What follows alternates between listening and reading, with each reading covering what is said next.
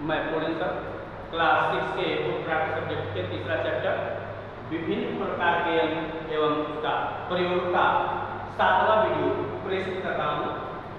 इसमें 10वां नंबर का जो आपका यंत्र है वह आईएफ फीडर है, जो पिछले में आपने पढ़ा है कि आईएफ की तरफ से भी यह भी है, इसकी भी बनावट लगभग सेम उसकी तरफ से है, लेकिन वह एक तरह से वह खोखला था और यह कीलनुमा था, जबकि यह आईएफ फीडर अंग्रेजी के आई अक्षर जैसा दिख रहा है। अब इसमें अंतर क्या है कि इसके निचले भाग में एक जो है घुंडी बनी हुई है, जो दफ्ती के छेद में रखकर आईएफ फीडर को खड़ा करके हथौड़े की चोट लगाने से दफ्ती में आईएफ फिट हो जाता है। फिर से बार देख लेंगे, आईएफ फीडर क्या है? यह लोहे का बना अंग्रेजी के आई जैसा यंत्र है, निचले भाग में घुंडी बनी होती है। आईएफ को दफ्ती के छेद में रखकर आईएफ फीडर खड़ा करके हथौड़े की चोट लगाने से दफ्ती में आईएफ फिट हो जाता है। दूसरा आता है 11वां नंबर का पंच प्लायर। पंच प्लायर का प्रयोग आपने देखा होगा कि यह सदैव छेद करने के लिए इसका भी नाम आता है। जब हम इसको दाबेंगे तो यह जो कांपी इस बीच में रखी रहती है उसको ये क्या करता है? छेद कर लेता है। इसको हम पंच प्लायर कहते हैं। बनावट क्या है? यह लोहे का बना प्लस या गिलास जैसा दो भागों से बना, पहले भाग में कील लगा तथा दूसरे भाग में छेद बना होता है। यानी पहले भाग में क्या होता है? कील लगा होता है, दूसरे भाग में छेद बना होता है। जिसमें छेद करना होता है, यानी जिस वस्तु में छेद करना होता है उसे कील के नीचे रखकर पंच के हत्थे को दबाने से उसमें छेद हो जाता है। यह कई प्रकार के होते हैं, इसमें एक साथ दो छेद भी किए जा सकते हैं, अर्थात वो पंच प्लायर रखा होता है और उसमें दो छेद किए जा सकते हैं। प्रयोग क्या है इसका? प्रयोग कागज, फाइल, कॉपी आदि में छेद करने के लिए किया जाता है। फिर से एक बार देख लेंगे, यह जो आईएफ फीडर क्या है? जो आपका जिसमें आप दफ्ती में एक छेद के उसका वाशर की तरफ से लगा होता है, उसको आप इसके नीचे दबा देते हैं और इसमें जब फिट करते हैं तो वह उस फाइल में, कागज में क्या फिट हो जाता है। इसीलिए इसका नाम आईएफ फीडर रखा गया है। तो ये क्या है? यह लोहे का बना हुआ अंग्रेजी आई अक्षर जैसा यंत्र है और इसके नीचे भाग में घुंडी लगी है। आईएफ को दफ्ती के छेद में रखकर, आईएफ क्या है? वो छोटा सा छेद है, उसको वहां पे रखकर और इस पहले भाग को उसमें धरा के और खड़ा करके इस पर चोट मारते हुए आईएफ फिट हो जाता है। पंच प्लायर क्या? पंच प्लायर क्या? यह भी लोहे का बना हुआ जो अपने प्लास करते हैं, लेकिन अपने देहात में उसको पिलास करते हैं अपने भाषा में। तो यह पिलास की तरफ होता है, इसको जैसे हम हाथ में इसको दाबते हैं और जो इस वक्त को छेद करना होता है उसके बीच में रख देते हैं, इसको दबाने के बाद उसमें छेद हो जाता है। कैसे? तो यह लोहे का बना ग्लास जैसा दो भागों से बना, पहले भाग में कील लगा और दूसरे भाग में छेद बना होता है। जिसमें छेद करना होता है उसे कील के नीचे रखकर पंच के हत्थे को दबाने से उसमें छेद हो जाता है और यह पंच प्लायर कई प्रकार का होता है। यह एक छेद और दूसरा यंत्र के द्वारा दो छेद भी किए जा सकते हैं। इसका प्रयोग क्या होता है? तो इसका प्रयोग कागज, फाइल, कॉपी आदि में छेद करने के लिए किया जाता है। अर्थात आप इसको प्रयोग कर सकते हैं और उसमें क्या कहते हैं, फाइल को बांधने के लिए जो आपका धागा होता है उसके द्वारा से हम प्रयोग कर लेते हैं। तो ये हो गया आपका आईएफ फीडर और पंच प्लायर। शेष अगले भाग में, तब तक के लिए। इसमें जो आपका यंत्र है वो 12वां यंत्र गुनिया है। गुनिया का प्रयोग आप देखते होंगे कि पुस्तक कला के अलावा लेखपाल जो होते हैं वो अपने नक्शे को, जो खेतों का नक्शा होता है, उसमें गुनिया के प्रयोग द्वारा ही उस खेत की लंबाई, चौड़ाई आदि का पता लगाते हैं और यह बताते हैं कि फला नंबर का जो खेत है वह इतने कट्ठा या इतने डिसमिल या इतने एयर में बटा हुआ है। तो अब इस दुनिया का प्रयोग हम देखेंगे, पहले बनावट देखेंगे इसकी बनावट क्या है। तो सबसे पहले यह लोहे का बना अंग्रेजी के यन जैसी आकृति होती है। यह लोहे का भी बना होता है, प्लास्टिक का भी बना होता है। इसकी दो भुजाएं होती हैं जो एक दूसरे से लंबवत खड़ी पर 90 अंश का कोण बनाती है। देख रहे हैं, एक भुजा ये दोनों क्या है, बीच में 90 अंश का कोण बनाती है। इसका प्रयोग समांतर रेखाएं खींचने, चौकोर कोणों तथा समतल धरातल की जांच करना होता है। उसके बाद क्या है, यह दो प्रकार की होती है जिसमें दो लोहे की पत्तियां एक दूसरे से 90 डिग्री के एंगल पर कोण पर जुड़ी होती हैं, और दूसरा होता है जिसमें एक लोहे की पत्ती और एक जो है लकड़ी का वो फट्टी होती है, दोनों एक दूसरे से 90 अंश के कोण पे जुड़े होते हैं।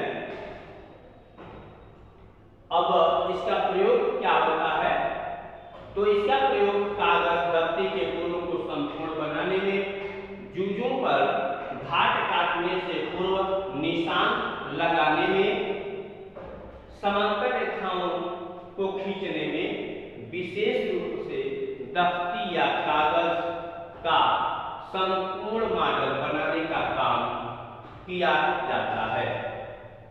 यह है आपका दुनिया का बनावट और प्रयोग रहा। फिर से एक बार देखेंगे, यह अंग्रेजी अक्षर के यह आकृति की होती है जो लोहे या प्लास्टिक की बनी होती है। इसमें दो पत्तियां एक दूसरे से खड़ी या लंबवत कह लेंगे 90 डिग्री का कोण बनाते हुए जुड़ी रहती हैं, और इस पर इंच का निशान बना होता है।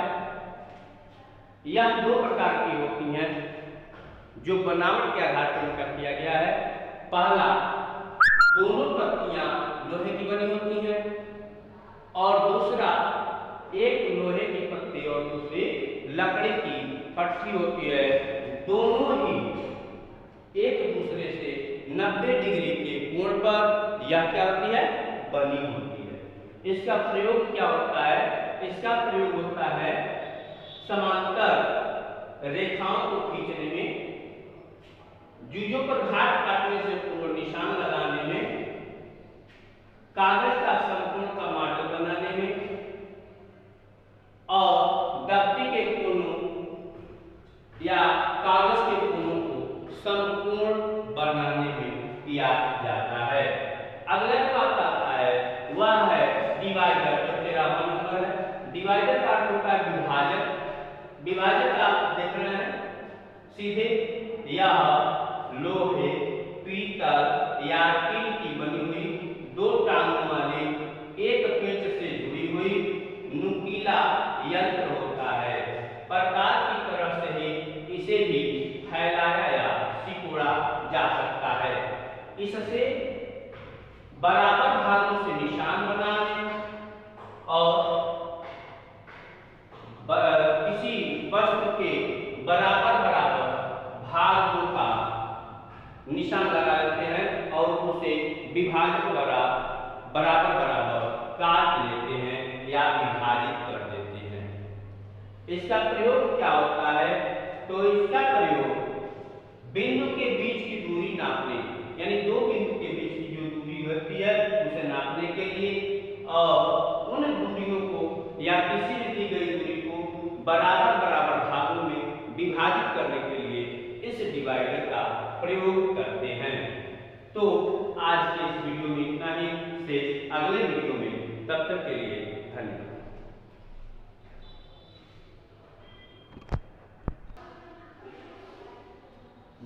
बड़ी दांत मशीन या खड़ा शिकंजा के विषय में अध्ययन करेंगे। तो सबसे पहले हम बनावट देखेंगे कि इसमें बनावट इस मशीन की कैसी है। तो ये देख रहे हैं कि एक प्लेट ये और एक प्लेट ये, यानी दो प्लेट हो और ये सभी किसके हैं? लोहे से बने हुए हैं। दूसरा चीज इसमें आप देख रहे हैं एक चूड़ीदार पेच द्वारा ये छेद बना हुआ है। अब इसको हम आपकी भाषा में किस प्रकार से हम इसे व्यक्त करेंगे, लिखेंगे? तो बनावट है, इसमें लोहे के दो भारी पट होते हैं, पहला पट ये, दूसरा पट ये।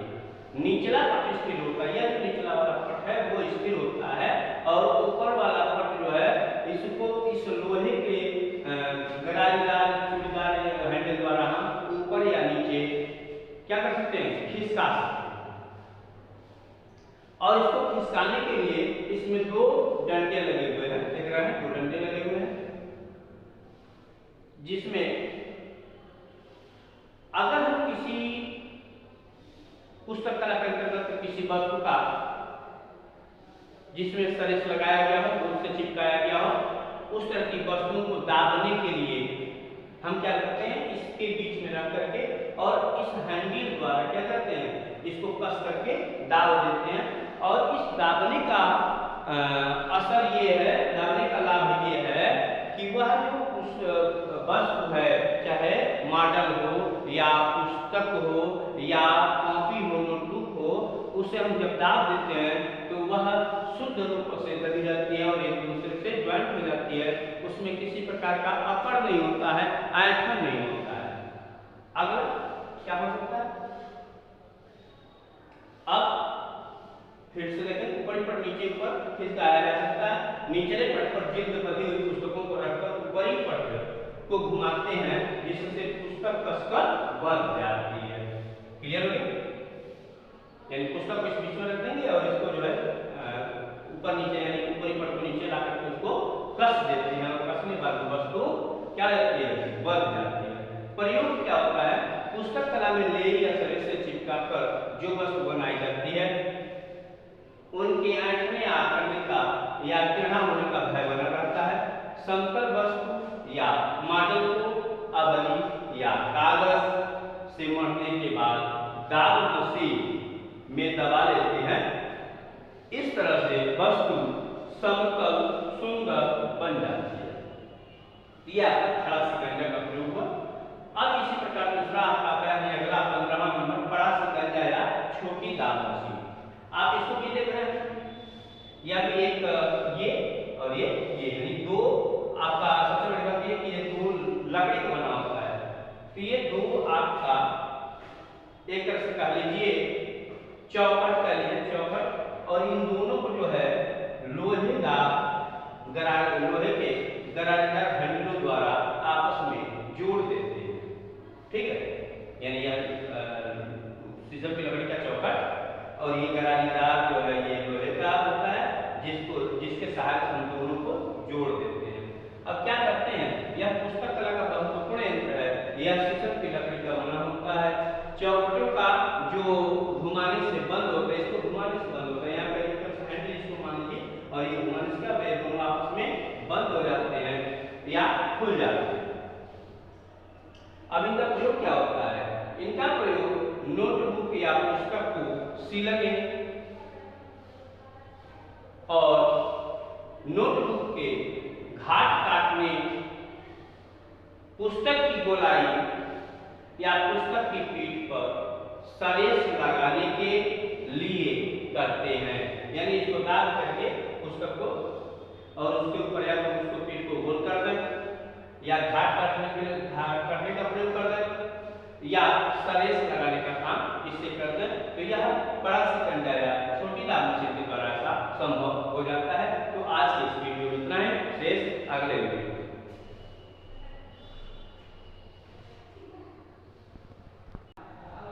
सबसे लास्ट जो यंत्र है बैकिंग बोर्ड, उसके विषय में आप अध्ययन करेंगे। बैकिंग बोर्ड क्या है? तो अभी आप देखे हैं इसके पहले कि जो शिकंजे की बात थी कि जो बड़ा शिकंजा या कहते हैं छोटी दाब मशीन कहते हैं, उसी की तरह का ये भी है, जिसमें आप देख रहे हैं यह भी शीशम का बना हुआ होता है और पुस्तकों के आकार के आयताकार दो पट्टे, यानी जैसा पुस्तक होता है उसी प्रकार का ये भी रहता है, दो पटरे इसमें रहते हैं, इनका किनारा क्या होता है, ढालू होता है, ढलानयुक्त होता है। इसका प्रयोग क्या होता है? तो जिस पुस्तक की पीठ गोल करनी होती है उसके ऊपर या नीचे बैकिंग बोर्ड्स लगाकर शिकंजे में कस देते हैं। देखिएगा क्या कर रहा है, यानी जिस पुस्तक की पीठ को गोल करना होता है, जैसे पुस्तक आप देखते हैं आयताकार होता है, उसी को क्या करता है, जैसे फोल्डिंग करना होता है, मोड़ देना होता है, गोल करना होता है, तो उसके ऊपर नीचे बैकिंग बोर्ड्स लगाकर शिकंजे में क्या करते हैं, उसको कस देते हैं। फिर हथौड़े से पीट कर, कौन सा हथौड़ा, जूजों को पीटने वाला हथौड़ा। तो इस प्रकार उस हथौड़े से पीट करके उसको गोल कर देते हैं, और गोल करने के बाद किनारी और कंगूरे काटने में भी इस यंत्र का प्रयोग करते हैं।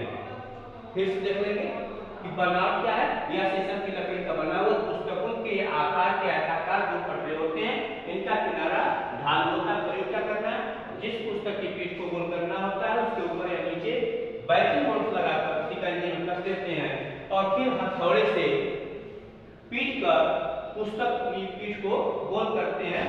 किनारी और कंगूरे काटने में भी इसका प्रयोग होता है। अगला आपका पॉइंट आता है कि जो भी आपने यंत्र प्रयोग किया उसका संरक्षण करना है, उसको सुरक्षित करना है। अगर आप प्रयोग करने के उपरांत उसे सुरक्षित नहीं रखते हैं तो वह हवा, जल और पानी या कह लीजिए सीलन जो होता है, नमी होता है, उसके द्वारा यह क्या हो जाएंगे, सड़ जाएंगे, सड़ना शुरू हो जाएगा और यह यंत्र आपका खराब हो जाएगा। तो सबसे पहले आपको क्या करना है, जो भी आपका जो यंत्र है उसे हम एक बॉक्स में, संदूक में उसे रखना चाहिए, जिससे नमी और जंग से बचाने में वह स्थान सुरक्षित होता है। ठीक है, नमी और जंग से जब नहीं बचेगा तो वह, क्योंकि लोहे का भी पार्ट होता है, लकड़ी का भी पार्ट होता है, तो लोहा जंग खा करके छीण हो जाएगा और लकड़ी नमी लेकर के उसका जो परत होगा वो क्या होगा, सड़ जाएगा। तो दूसरा आता है दीमक आदि से बचाने के लिए उसमें डीडीटी का जो पाउडर होता है उसे हम क्या करते हैं, उसमें डाल देते हैं, छिड़क देते हैं, जिससे दीमक आदि जो कीट पतंगे हैं उसमें नहीं लगते हैं। तो लोहे के यंत्र में जो जंग है उससे बचाने की या जंग लगने की आशंका होती है, उससे बचाने के लिए हमेशा उसे पानी, सीलन तथा हवा से संरक्षित रखना चाहिए। और इस प्रकार उपयोग में लाने के उपरांत जितने भी आपके यंत्र हैं उन्हें सावधानीपूर्वक साफ करके सुरक्षित रख देना चाहिए। तो आज तीसरे चैप्टर का ये लास्ट वीडियो है और यह आपका 6 मंथली एग्जाम में इतना आपका ये कोर्स समाप्त हो रहा है। और यह जो शास्त्रीय ज्ञान में है वह शास्त्रीय ज्ञान का यह तीसरा जो चैप्टर है ये समाप्त हो रहा है और ये 6 माही तक का कोर्स ये कंप्लीट हो रहा है। अगला जो संबंधित कला है वो अगले वीडियो में फिर मिलेंगे संबंधित कला के साथ। फिर तब तक के लिए